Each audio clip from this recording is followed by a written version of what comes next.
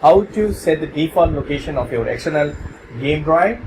So for that, right, you need to go to settings, come to settings,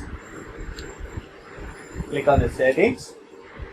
Here, right here, you need to come to systems, and the system you need to select on the storage. Choose the storage and move right. So you can see this is an external storage, this is an internal. I just want to install all the apps and games on this drive. So I'm going to choose this one. So install here by default. I need to choose this one.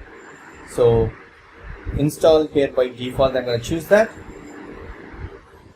Install new things here. So I can choose that one. See?